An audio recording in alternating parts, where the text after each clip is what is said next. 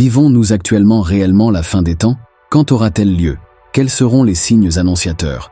Comment se préparer à ce jour redoutable? L'islam nous donne des réponses à ces questions, basées sur le Coran et la Sunna du prophète Muhammad, sallallahu alayhi wa sallam.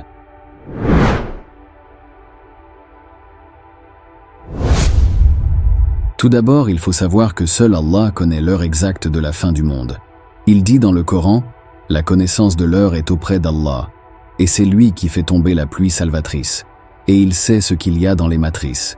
Et personne ne sait ce qu'il acquérera demain, et personne ne sait dans quelle terre il mourra.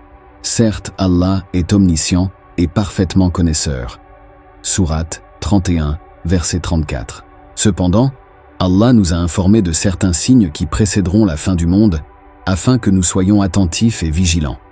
Ces signes sont divisés en deux catégories, les petits signes et les grands signes. Il faut savoir que le prophète, sallallahu alayhi wa sallam, est lui-même un des signes de la fin du monde. Il est le prophète de l'heure. Il a dit « J'ai été envoyé, moi et l'heure, comme ces deux. » Et il joignit son index et son majeur. Cela signifie que sa mission prophétique est très proche de la fin du monde, comparativement aux autres prophètes qui ont été envoyés avant lui. Les petits signes sont des événements qui se produisent progressivement dans le monde et qui indiquent que la fin du monde se rapproche.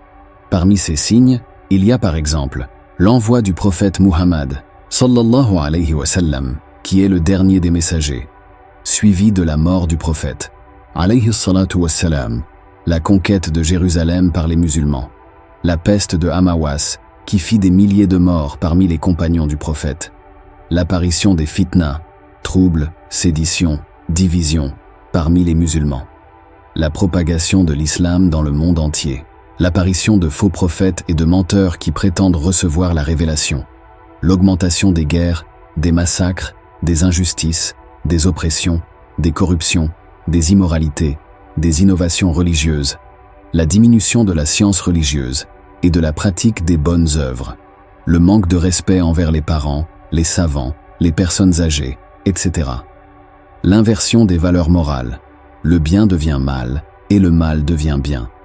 L'apparition de phénomènes naturels inhabituels, tremblements de terre, éclipses solaires et lunaires, changements climatiques, etc. L'inversion des rôles entre les parents et les enfants, les maîtres et les serviteurs, les savants et les ignorants. Le prophète a dit, parmi les signes de l'heure, l'enfant donnera naissance à sa mère, c'est-à-dire qu'il la traitera comme si elle était sa fille, et le valet épousera sa maîtresse. En parlant plus précisément de l'apparition des fitnas parmi les musulmans, le prophète Muhammad, alayhi salatu wassalam, a dit « Il y aura après moi des fitnas comme des morceaux d'une nuit obscure ». Cette prophétie s'est réalisée à plusieurs reprises dans l'histoire de l'islam, notamment lors des guerres civiles qui ont opposé les musulmans entre eux, ou lors des invasions étrangères qui ont affaibli le califat. Il y a aussi la propagation de l'islam dans le monde entier. Le prophète a dit « Cette religion atteindra ce qu'a atteint la nuit et le jour », rapporté par Ahmad. Cette prophétie s'est réalisée au fil des siècles, lorsque l'islam s'est répandu dans diverses régions du monde, grâce à la prédication, au commerce, à la migration ou à la guerre. Comme tous les petits signes cités, la plupart se sont déjà réalisés ou sont en train de se réaliser. Au vu des événements que nous vivons actuellement, nous pouvons vite entrer dans les grands signes de la fin des temps. Et là, le prophète nous dit que quand le premier grand signe apparaîtra, les autres suivront comme les perles d'un collier coupé. Il y a encore beaucoup d'autres signes mineurs de la fin du monde en islam que nous ne pouvons pas tous énumérer ici. Mais ce qui est important, c'est de comprendre le sens et la finalité de ces signes. Ils ne sont pas là pour nous effrayer ou nous désespérer, mais pour nous avertir et nous inciter à nous repentir, à nous réformer, à nous rapprocher d'Allah et à nous préparer au jour du jugement. Car ce jour-là, il n'y aura ni refuge ni secours, sauf pour ceux qu'Allah aura agréés. Qu'Allah nous guide et nous protège tous.